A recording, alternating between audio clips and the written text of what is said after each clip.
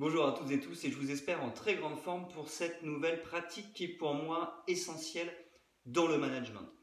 En effet, dans le management, on se creuse souvent les méninges pour savoir qu'est-ce qu'il faut que je fasse pour motiver mes équipes, qu'est-ce que je peux mettre en place, est-ce que ce que j'ai mis en place c'est bien, est-ce que c'est pas bien, ah peut-être que j'aurais dû faire comme ça ou peut-être que j'aurais dû faire comme ça. Finalement, on n'en sait rien. On ne sait pas ce que les équipes attendent, on ne sait pas si ce qu'on a fait c'est bien ou pas, et la seule manière de savoir comment faire, c'est de demander directement à nos équipes. Alors pour ça, c'est finalement avoir une réflexion de se dire, moi en tant que manager, je donne du feedback à mes équipes, et bien finalement là, c'est mes équipes qui vont me donner du feedback.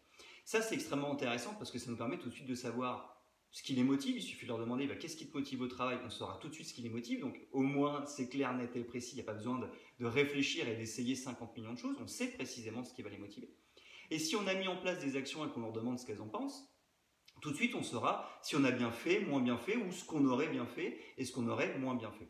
Donc, demander du feedback à ces équipes, c'est extrêmement important et c'est extrêmement simple. Il suffit juste de leur poser la question à laquelle on attend une réponse. Si j'ai besoin de savoir ce qui motive mes équipes, je vais leur demander. Si j'ai besoin de savoir si ce projet leur plaît, il suffit de leur demander. Si j'ai besoin de savoir si l'action que j'ai mise en place leur plaît, il suffit de leur demander. Pour ça, il y a deux choses. Soit on le fait de manière collective, c'est-à-dire qu'on réunit toute son équipe et on leur demande.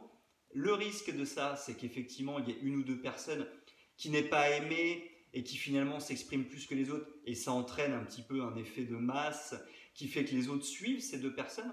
Donc ça peut être un peu dangereux. Moi, je vous conseille tout simplement de le faire en individuel.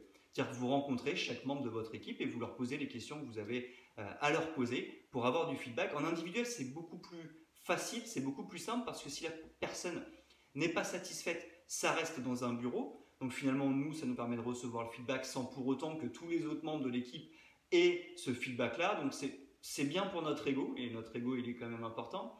Et puis, ça permet aussi d'échanger en profondeur avec la personne sans que pour autant, il y ait un effet de chaîne qui se mette en place. Donc c'est extrêmement, je veux dire, rassurant, c'est beaucoup plus facile et beaucoup plus aussi facile à gérer que de le faire en individuel. Et en individuel, on pose ces questions, ce qui nous permet d'avoir un feedback immédiat et de savoir où on en est et où on va. Parce que ça aussi, quand on est manager, des fois, on manque de retour, on manque de feedback et on a besoin d'en avoir quand même pour savoir si on est sur le bon chemin.